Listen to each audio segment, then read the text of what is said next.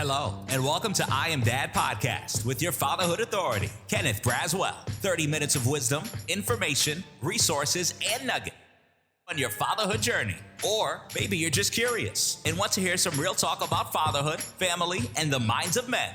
Well, guess what? We got you too. Sit back, grab your pad and pen, and maybe even bring a little something to sip on.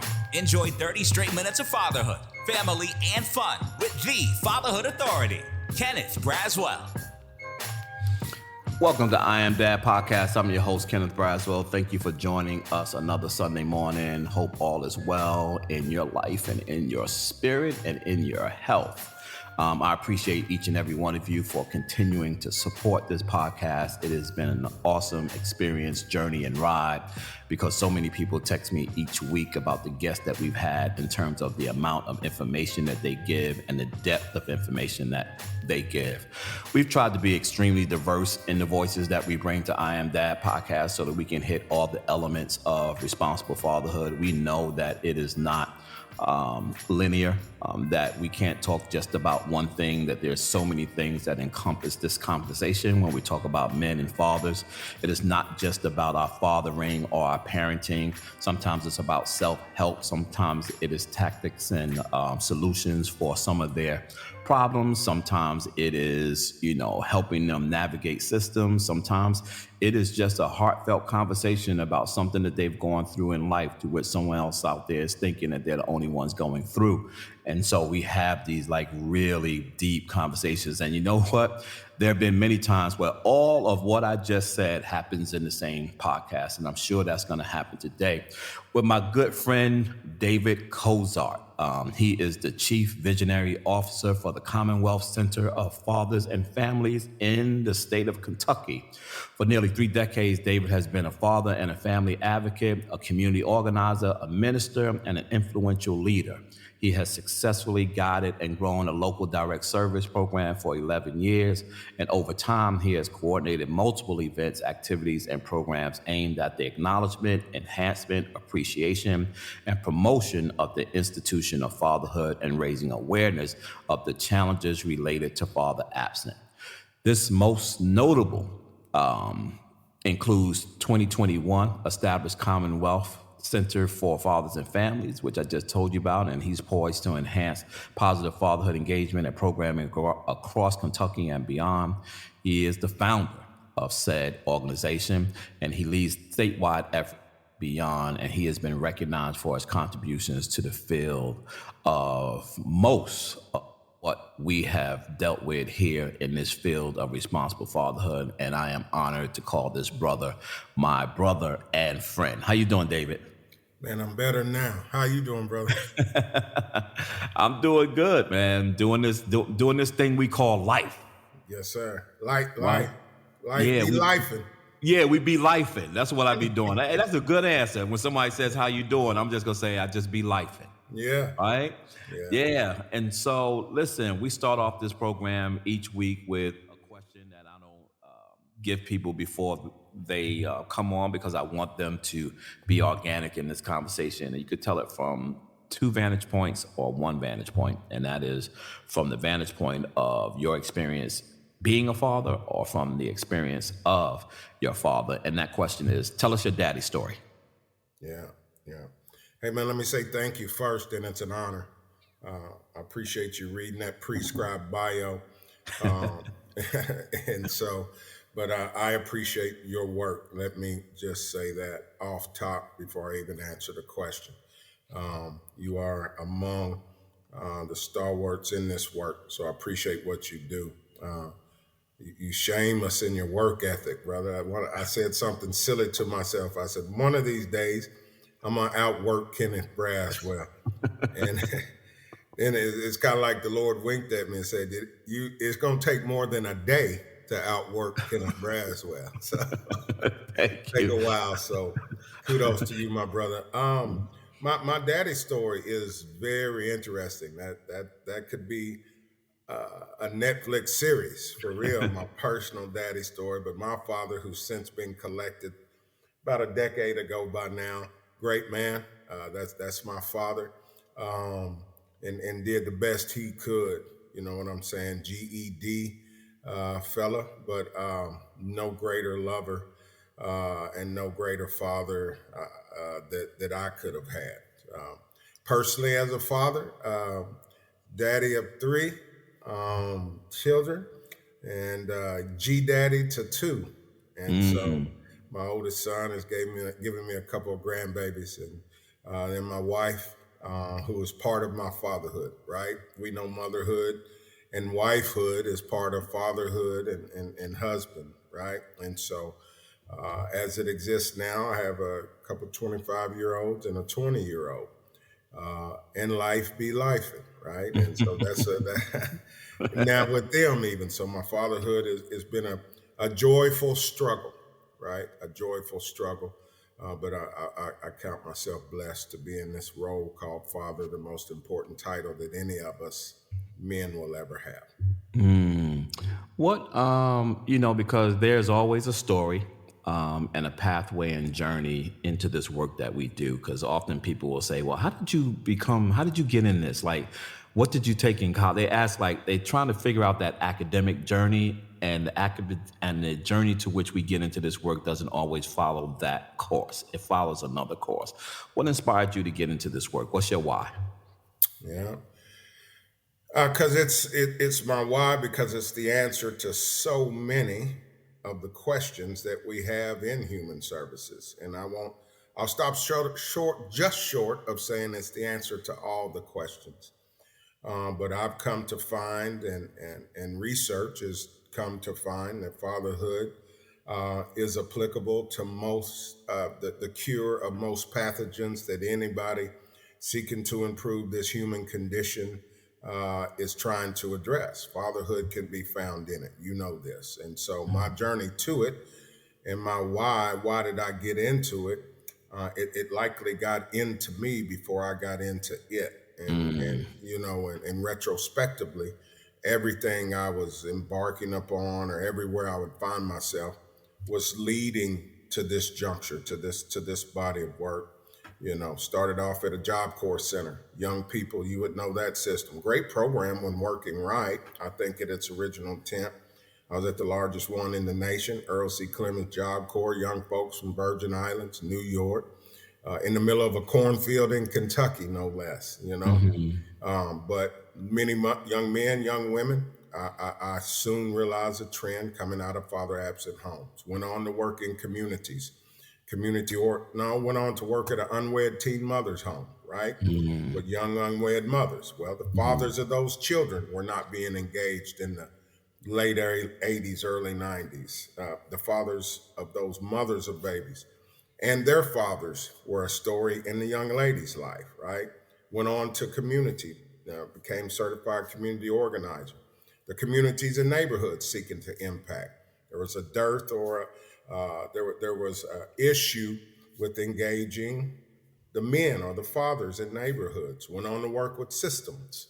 Same thing. You just start seeing that. You're like, this is an issue, if not the issue, and just settled in and started to focus, because you got to find something and try to do that thing. Well, this is that thing, and it just happens to be that thing that is a exponentially impacting thing. I call that, it took me a minute to realize what that was you are describing. And I have since described that as passion shifting. And so passion shifting is when you are trucking along in some area of life or field of expertise, and then God shifts you. And you think it's shifting you from vocation, and it's not shifting you from vocation, it's shifting you within your passion. Because that season of your life was about giving you a talent that's going to serve you well when you get deeper into your passion. And so I remember when I left broadcasting, because my academic background is computers and accounting. And then I did community work, and then I did speaking. And then I was for 15 years was a radio broadcaster. I was a DJ in high school. I went to the military and had anything to do with anything that I do today. But when I shifted and started doing Fathers Incorporated, I was doing some other work. And when God said, speak to the hearts of men, I didn't understand that, because the thing that I was doing then didn't make sense to me. Now that I'm in this work and I see this movement, when you talk about my work ethic and moving, what has allowed me to do that is all the things that prepared me to be able to work within this mission. And so as I'm listening to you tell me all of those things, I'm like, okay, that ain't got nothing to do with fatherhood. That ain't got nothing to do with fatherhood. And it doesn't have to have anything directly to do with fatherhood. But if you are called to do this work, it has something to do with the vessel that God is using to do this work. So I always call it passion shifting. And I love when that happens. What experiences have you gone through in your life that you lean on the most now in working with fathers? From a very vocational, secular level, even actually staying in this theme of the passion shifting, as you have done different things and I have done different things and landed in this passion and I appreciate you saying where God has really placed you or called you. Very much believe that. The various stations, vocational stations, call them, that I have been actually validate and are a foundation of how the methodology within the passion, and that's that cross-sector piece, right? Mm-hmm. And so I think one of the things that has influenced me is being in different arenas that require me to be in different spaces, different places along the continuum of leadership, from being in neighborhoods, doing neighborhood walks, or doing the community organization things of bringing people together and convening and building collaboration, but also being on task forces that are looking at policies and procedures at city and state levels and even national levels.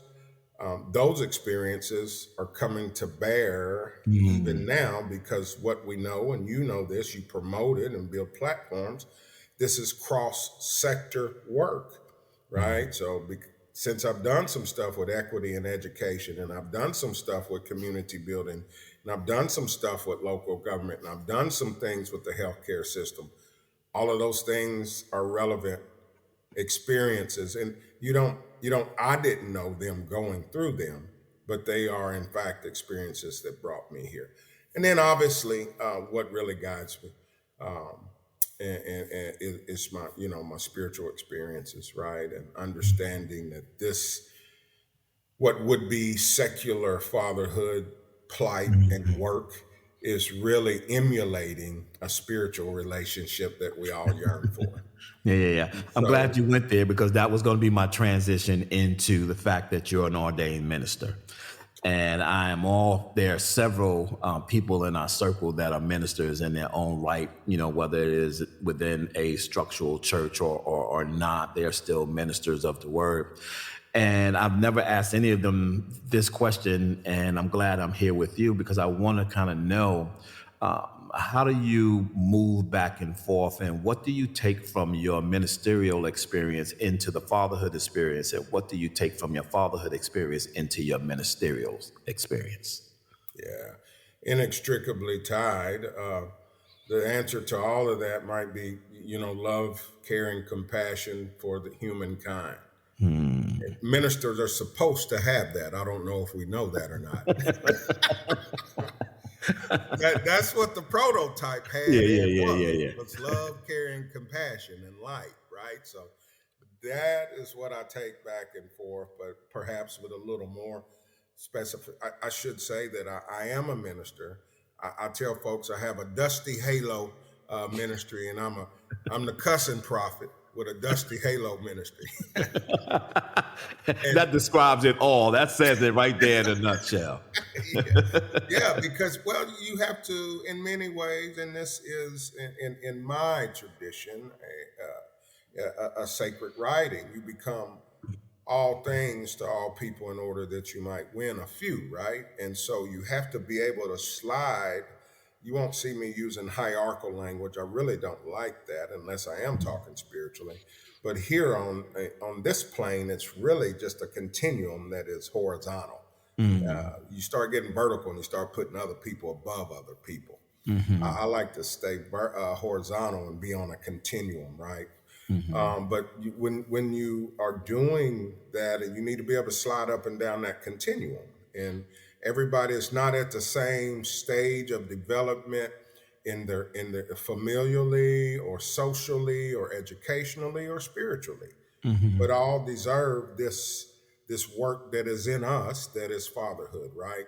And so what I feel like I bring from both of those elements of me, the fatherhood and the spiritual, is the ability to move up and down that continuum. And but actually, it's just one thing, Brother Braswell, as far as I'm concerned. So I appreciated you saying there are several ministers, whether they be in a traditional Orthodox kind of house of faith. But I say this in front of my pastor and my mentor spiritually.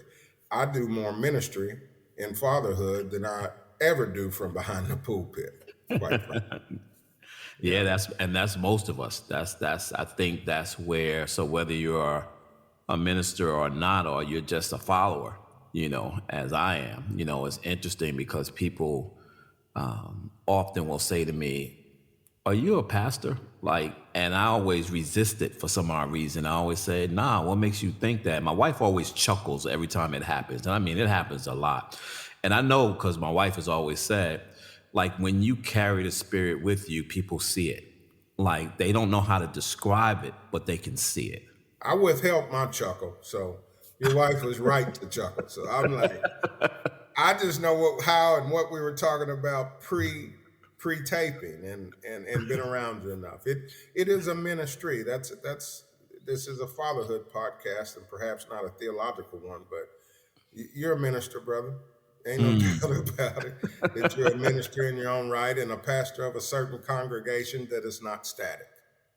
Well, I'm going to have to bring you back to talk about the theology piece of this work. That's a good conversation. We're going to come back and tackle that one. Yeah. The other aspect of who you are, which I find fascinating because it's the other one that people oftentimes think that I am too, is you got your bachelor's degree in both psychology and sociology. But I'm more interested in the psychology piece of it because oftentimes with this work and what we deal with, the heaviest component to me and the most challenging thing to navigate within our work is emotion, right? And emotion is steeped in the psychological paradigm of work. And to be able to navigate the myriad of emotions that families feel, that children feel, that in this space fathers feel, can be a landmine or a field of opportunity. But you have to understand it, for me, from a mental aspect as much as you do from a physical aspect. Talk to me a little bit about where you have seen your skill set and your background in psychology help you with working specifically with fathers. Yeah, thank you for that, man. You keep saying you're going somewhere different, and my mind was staying in the same place. Yeah. You talked about theological, we talked about the family and vocational, now you're talking about psychological. I can mix all those in because there is a sacred writing that says, as a man thinketh, so is he, right? And so much of the psyche and the emotion and the mental health that we have or that is compromised has to do with who we think we are, who we are known as, and what we say defines us. And what we know is that obviously our procreators, our parents, are part of our definition. And so how someone thinks about those that brought them into this earth, onto this earth, has so much to do with how people think about themselves. That's why, and I haven't listened to, I haven't assessed your language around it, but I have assessed it in the field in general. That's why I don't like the word fatherless. I like to, if at all possible, use father absence. Or absent fathers, because none of us are fatherless. But if we ever thought that, and sometimes in our subconscious, because of our vocabulary that we project on the people and call them a fatherless child, it may subconsciously be working in them. So what am I, half a person? You know what I'm saying? If I'm fatherless, I do know the birds and the bees. And so you're calling me fatherless. So what? So I'm incomplete. Whether that registers Right. at all, it's going to manifest somewhere subtly or substantially in an individual. So that's psychology, right? And so the father impacts all that. You know, we've got research on how folks' self-esteem and self-image and mental health and emotional health are so tied to the presence or absence of fathers. And so that psychology piece has been very interesting. My wife gets on to me and my friends because I can. The only reason I like going to the mall is to look at people. Me too. I'm a You know people what I'm watcher saying? too. Yep.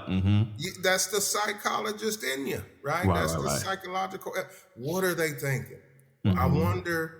I can tell what store they go in and out of. What I look at people's basket in the grocery store, right? I'm trying to figure out their household, not out of nosiness or messiness, but try to know of them, right? So we can see how they could best fit into this constellation that we call life and make it better for everybody else. So I think psychology is a huge part of it, but sociology, as you know, it's the environment somewhat. So I'm still learning in all of this, and it's real interesting. I've recently, as we talked about, I've been in some public health space with some public health folks. I've been in some social work spaces, right? And the next one I need to go is to a national a society of psychologists, right? And see how they move in fatherhood. And I'm in all these places trying to inject fatherhood. You know, that battle's not over yet. Right. We're still trying to get folks to, what about the father, right? Where's the father in this, right? So that's why we go all these places. Right. And so I got to get to a psychology symposium or a national conference and see how they're dealing with it. Yeah, we have to pick one. We'll go together. I'll commit to you. We'll go together. When we find it, we'll go together because I've been wanting to do that as well. And I got a lot of, actually, I need to start polling them. I got a lot of psychologists, psychiatrists, friends. And so I need to talk to them about where the best places to go to kind of interject our space, our work into that space, right? Because that's necessary as well. We need to be presenting at those conferences and talking about this aspect of this work and how they can serve and help us in that particular area. Two things. One is when you talked about fatherless, you are like me in that sense. I absolutely hate that word. For a couple of different reasons, but the way that and I say it in almost all my podcasts, and I'm going to continue to say it so that it sticks with people. And my mantra is always, there's no such thing as a fatherless child. 100% of all biological children on the face of this earth has a father. The question isn't if he exists, it's where he exists. That's But right. if you never ask the question, where is he, you make the assumption that he doesn't exist. The problem with that is we feed that non-existence into our children that creates that hole in their heart and makes them believe that this thing that they are yearning for doesn't exist, which means that they'll never have a chance at filling that hole. That's a psychological problem. Yep. For a child. Psychological problem is a systemic and structural problem when we start using it in our service delivery systems, because what it's going to do is either consciously or subconsciously induce us or influence us to not consider that element when we're making policies, practices, and procedures. Well, come here, social services system that is super maternal. And you know how to fight the fight about fatherhood being the antithesis of motherhood. Absolutely not, right? But we hear that. What about moms? Well, we've got a system for moms, quite frankly. But if we use the word fatherless as providers, there's a challenge. And that challenge, and that could seep into, again, either intentionally or unintentionally, how we formulate approaches to even to assist families and children. And so, it's dangerous language for sure. Yeah. The other thing is, to your people watching, I do the same thing. I watch things like how far are they walking apart? Are they talking when they're walking? Who's holding the bags? Yep. Like, how are they sitting when they sit? Yep. Like if they're talking, I'm trying to imagine what are they talking about and what are they saying each other based on their facial expressions. That's my joy in going to the mall. I'm watching, all of that stuff. And so you got to an epiphany as I did, which is at some point doing this work, your body of work had to be institutionalized and you had to create an infrastructure to allow you not only to just do this work, because it's one thing to do this work, but I think more visionary people in doing this kind of work and knowing the challenges and knowing the criticalness of this work also understand the need to scale, the need to organize, to need to institutionalize so that we can create a continuum of work that lends into a different legacy for the people that we're trying to serve. And so you created the Commonwealth Center. What went into your thoughts about the need to do that? Some consternation because you ain't a psychologist, sociologist, people watcher, and want to leave direct service delivery. You know what I'm saying? Yeah. You still like it and probably got to fight against it because of scale and mission. But you want that dirt still up under his fingernails. Yeah. You know what I'm saying? You want to check pulse of your people, right? So that was the consternation a little bit. Not even necessarily new levels, new devils, but I'm not going to be kicking it and jugging with men and talking real stuff and coexisting and, with them because we're going through the same thing. So that was one thing that came with it. But yes, understanding that I had been blessed with the charisms to be able to move across that continuum.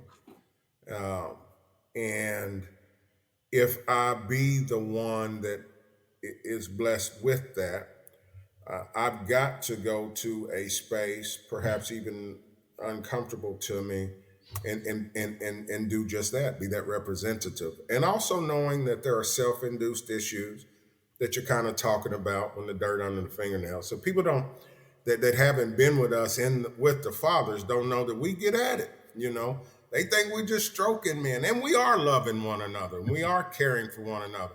But we're calling each other out. We're naming things, right? And that's a beautiful space. But which is a great space. So you talk to the self-induced stuff in direct service delivery. But at some juncture, you got to scale to speak to the systemically induced things, right? And at some point, we have to stop talking about, call it the beneficiary of services. Some might call it the oppressed, and trying to change them, and then move to the systems that are creating environments that will often create circumstances that dictate behavior for some people, or that restrict there be choices and resources. That's systemically induced stuff. And not to say that I'm anything supernatural or special, but that's a different calling than direct services alone. And so that's what kind of called me that direction. But it came with some consternation and discomfort and stretching. Continues to, quite frankly. Yeah, and it's, and the other thing is resourcing it, right? Which is that thing, I often struggle between, to your point, being the guy that's sitting there, after an event talking to somebody for 2 hours and knowing that I got to catch that foundation person that I spotted earlier and see that person getting closer to the door. But I got this brother who's telling me a story about his issue, and I'm torn between whether or not I cut him short and say, listen, we got to pick this up. I got to catch this person going out the door, because that person going out the door is the one that's going to help me to continue to help you. But I can't tell you all that right now. I got to go. Do you get in those moments with people? Oh man, if your life had a soundtrack, that's when you start hearing Wu-Tang. Cash rule everything around me. Cream get the money. Dollar bill, y'all. But not for you, for the work, right? Yes. And for the work, I need, and that's where you find your solace, because you are genuinely engaged with that gentleman, that family, that mother, but there is a resource that I need to speak to and seek to capture so that I'm positioned to be able to speak to all the issues you're sitting here in my face talking about. Hmm. Hmm. So there's a tension there, but you will find rest in your soul if you know going and speaking to that funder or that legislature or that caucus. You can't be at the graduation for Gentle Warriors, because you have to be at a Fatherhood caucus meeting in Washington so that they know that Gentle Warriors is going on back at home, Hmm. and they funnel resources that direction so there can be a Gentle Warriors in New Orleans next time, or Hmm. in San Francisco, right? Hmm. And so, yeah, man, you find yourself doing that. Yeah, one of the things as you described, keeping that dirt under your fingers is an indication to you that your nails still need to be clean. Hmm. And so when you use that terminology, my mind is like, every day you wake up, but every time you see me, it's not the same dirt. I work at cleaning them all the time. They just keep getting dirty, and I keep having to respond to the dirt under my nails.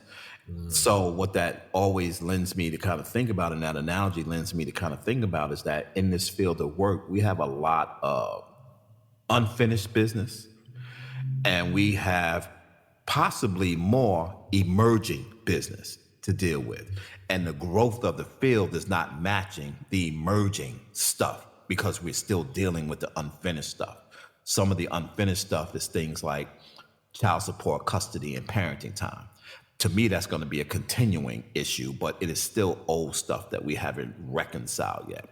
But emerging stuff is things like now taking consciousness of the mental health of men, self-care of men, things like maternal and paternal care, staying at home, wage equities, disparities, health disparities, all of these things that contribute to one of the things I always say, David, in some of my presentations is that when we talk about women, whenever we talk about mothers, whenever we talk about programs for mothers, we never separate the fact that mothers are women.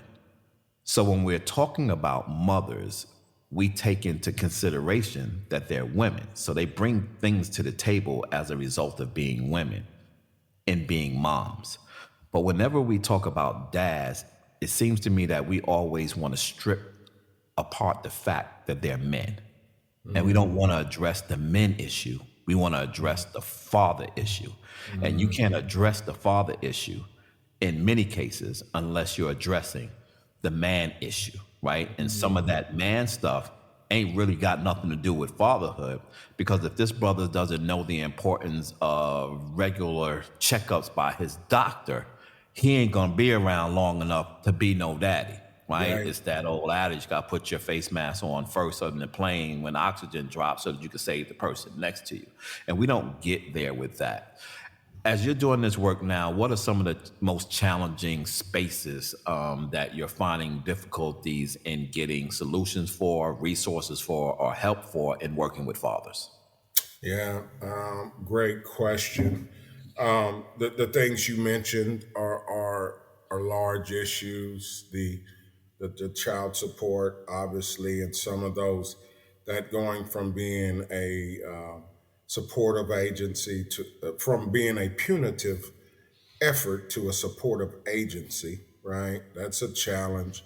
Um, Good to just see the subtle difference in the name change from Office of Child Support to Hmm. support collections to services, right? From Hmm. OC S to OCSS. That's a good win, and I've talked I've appreciated that with those in that arena that have done it.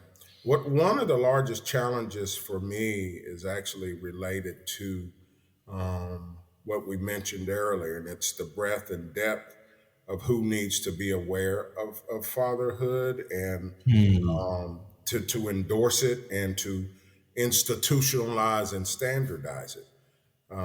So to be more specific, or to be more simple, folks still either don't know or don't believe that fatherhood is important.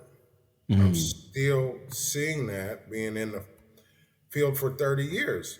Again, case in point, recently presenting to groups of social workers on fatherhood. Recently, high level folks that have been in the game of social work and are making policies at universities around social work and the pedagogies and curricula that are being delivered. Talked to a sister from a prominent organization just a bit ago, the other day, who's getting her master's. And I said, "Hey, any talk of fatherhood in this prominent university's master's program about fathers, social work to improve, decrease child maltreatment and increase family and community well-being? Any talk about fathers?" No. Halfway through the program. Surely family's been operationally defined. Surely the changing constellation and composition of families, y'all talked about that. She generally said fatherhood wasn't interested, or was not mentioned. She was in the workshop. Public health professionals, right? It's still not, in my mind, validated as a true public health issue, and until it is. And so I call this the conundrum of the epiphany, right? We're out here doing the work. We're out here seeking to raise the awareness. But part of me is like, I ain't got to give these stats still, do I? I don't still have to tell folks it's related to homelessness of adults and youth, and it also is related to teen suicide and teen pregnancy and high school dropout and substance use disorder and smoking and pre and perinatal health and maternal morbidity. I don't have to keep talking about that, do I? Yeah, we do. And when you do it, you see it. Whether you're in a small auditorium with some teachers, or you're in a large place with human service providers, or if you're in giving testimony on legislative floor, you see light bulbs popping. Yeah, resonates. I call that the conundrum of the epiphany. I'm like, I'm glad you get it. But I'm like, you got to be kidding me. You just now getting it? Yeah. Right? Yes. And that's an issue. And it's a challenge because there's a tension between let's move ahead, but there's still a lot of just straight awareness building that needs to happen in a lot of very important venues. And so that's a challenge that works with me. Yeah. At my stage of development. Yeah. The other thing, David, is you are in the state of Kentucky. The state of Kentucky, and at least Lexington and Louisville and places like that have different issues or similar issues to other urban centers around the nation. However, when you say Kentucky, people don't think about Baltimore, Detroit, New York, when you talk about urban centers. What are some of the geographical differences in Kentucky or similarities in Kentucky when you're working with particularly low-income fathers as you've seen across the country? Yeah, I actually thought about this coming into this time and space and thinking about you're down in Atlanta. I didn't do the work, but shoot, Atlanta's population probably darn near could be compared to Kentucky's, depending on what part that Atlanta. Y'all define Atlanta differently in different ways. Oh yeah, big time. And I will say, having done decent amount of time in some real urban cores in the United States of America, Louisville and Lexington being the largest in Kentucky. There are similarities among humans, period, right, that occur.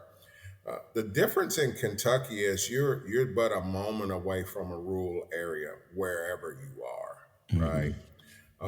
And there are differences in my mind in how we can serve or we can propagate fatherhood across Kentucky. And I think Kentucky is mid-sized enough that we can make some significant impacts in some pretty pretty swift amount of time, in a short period of time, if we focus and concentrate. Now I'm talking relative to fatherhood, and by extension, so many other things are going to be addressed.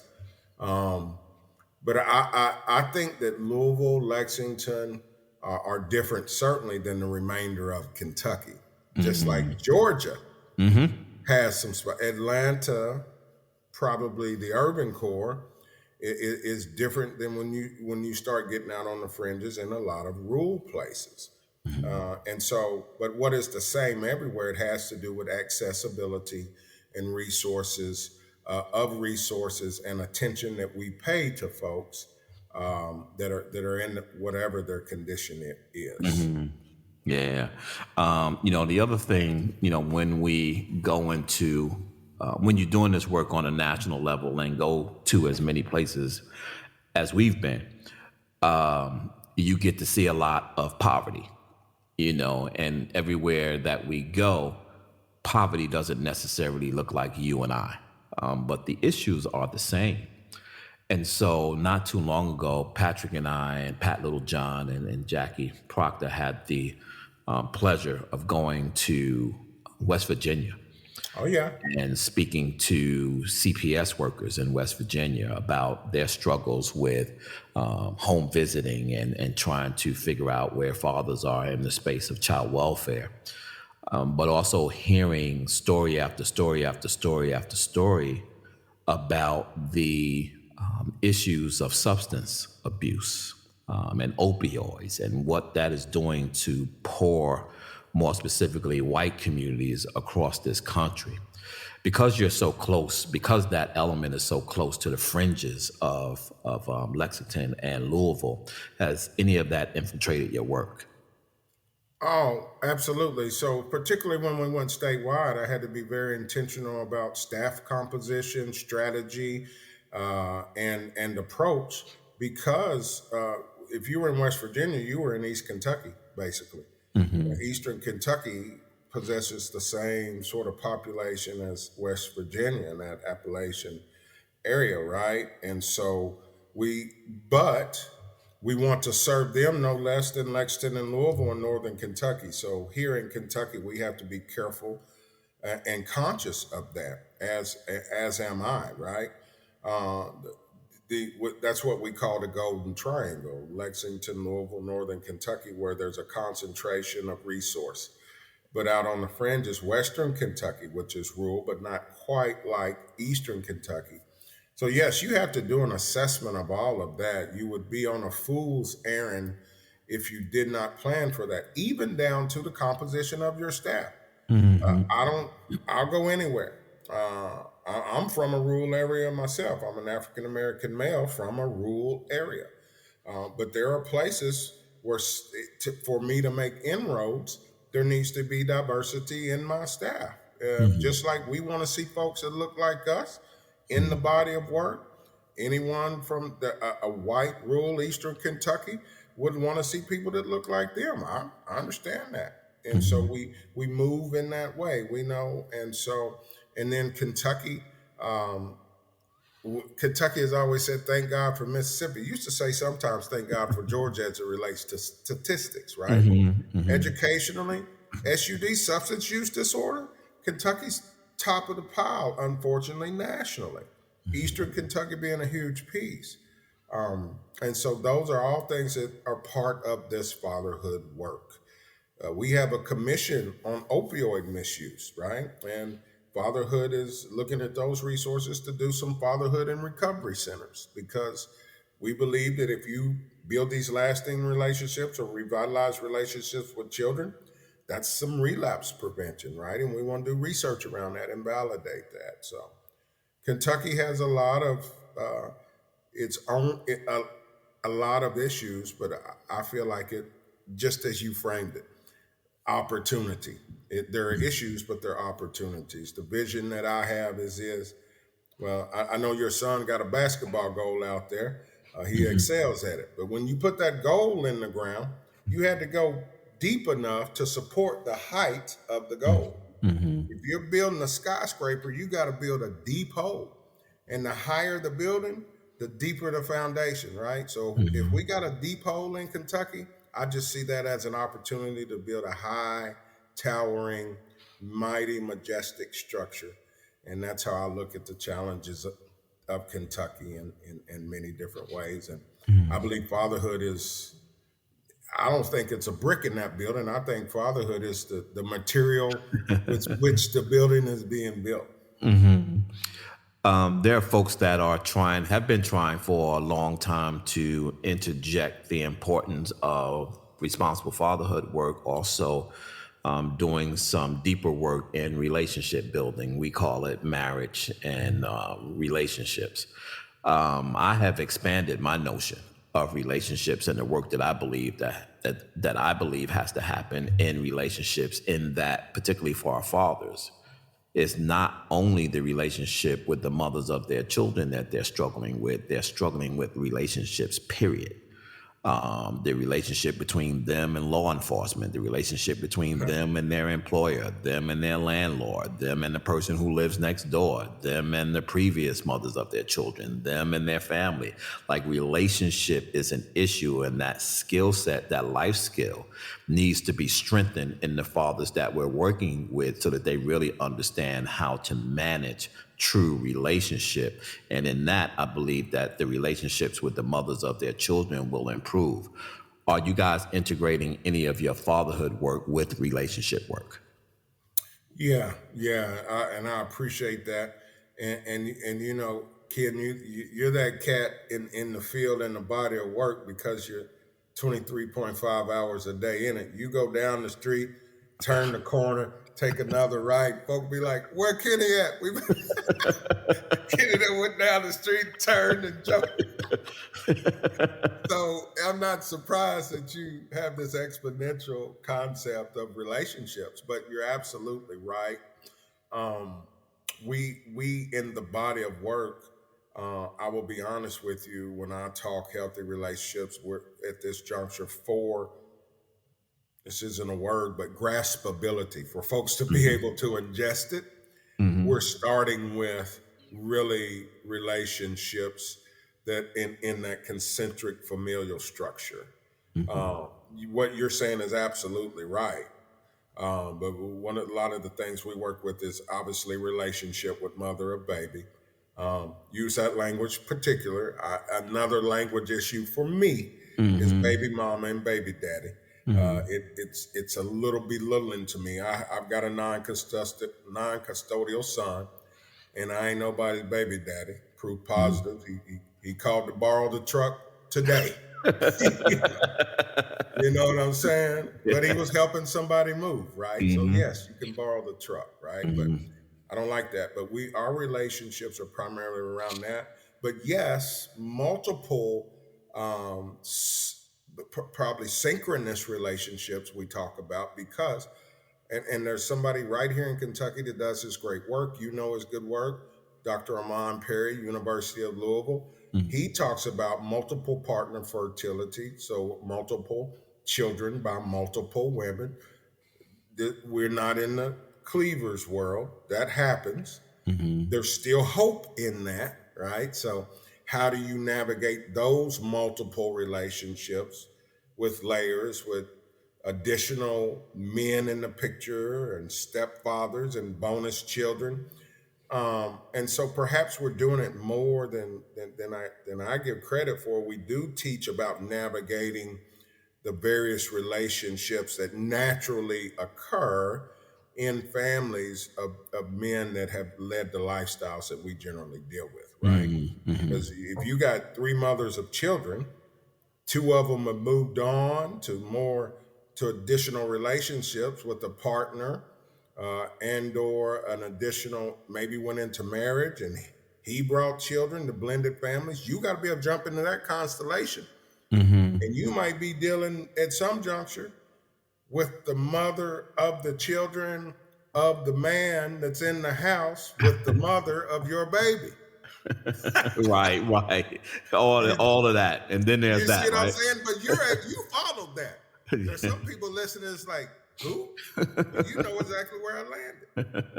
Those multiple Yeah. constellations, intersections of relationships, we do talk about that. Hmm. So relationship is broader than just marriage or healthy choices in who you choose to partner with. David, lastly, what keeps you up at night? What's that thing that keeps you up that the next day you got to get at it, you got to deal with it? I'm sure it's multiple things, but there's always for us one thing that just, you know what, I got to tackle this thing tomorrow and I got to get this thing right. What's that thing for you? Last night it was this podcast with Ken Braswell. I'm about to be on here with the GOAT, man. I gotta get my game together. That's what it was last night. Up late, Ken. You do a great job of this. With no offense, I still know there's growth. I think of you, and you're doing a wonderful job. I've seen this evolution because I've tracked you over the years. I think of you, and I immediately be like, I wonder if my man won his game. His son, right? Yeah. I think of you, I'm like, man, I wonder how sis is doing, what part of the business she's doing today. I'm thinking about your wife because you bring that in so well and are doing that more and more. I'd be interested to know the trajectory of that at another time. Maybe that's a cigar conversation. Absolutely. So one of the things that keeps me up at night is my first ministry is home. I believe I've done right by, but you can always do better by. You know what I'm saying? And again, going back to the theology and spirituality that guides me, it speaks of one that can't lead outside if they can't lead inside. Now, nothing falling apart, but I see where they can be better and could have been better. And to be Judgment Day honest, I can recall times that I didn't have my priorities straight. Now, the priority over my family wasn't drugs, alcohol, fornication, bank robbery, any of that. It was my work. But the pastors whose house got away from him, his priority was a church. You know what I'm saying? The head engineer or maybe the Department of Labor leader in Washington. It wasn't debauchery that caused him to get his priorities out of. He was trying to help the economy of the United States. But our first responsibilities are home. And so sometimes I'm like, I don't even ask the question anymore. Could I have done that better? I say, I could have done that better. And so moving ahead, how can I do it? And so, the tension, even as your territory expands, the wiser you get, you understand the more focus you need to be on that. Right. Absolutely. But God, my territory is expanding, but you're saying all the more to me, don't forget here. Right. So it's interesting, right? Yeah. And so I wrestle with that some nights. I wrestle with that some nights. I think it's out of altruism and goodness, but it's a wrestling match. Yeah, thank you for that. I appreciate you, bro. We'll have to come back and have the theological conversation because you just said something else to trigger me, and we'll have to talk about because we'll be on another 30 minutes talking about that. And you just kind of referenced the Jabez prayer, and I always say, when people are asking God to expand their territory, they forget that God is limitless. Yep. That be careful what you ask for, because his expansion can be bigger than what you think expansion is, right? And sometimes he'll expand it just because you asked, not because you deserve it.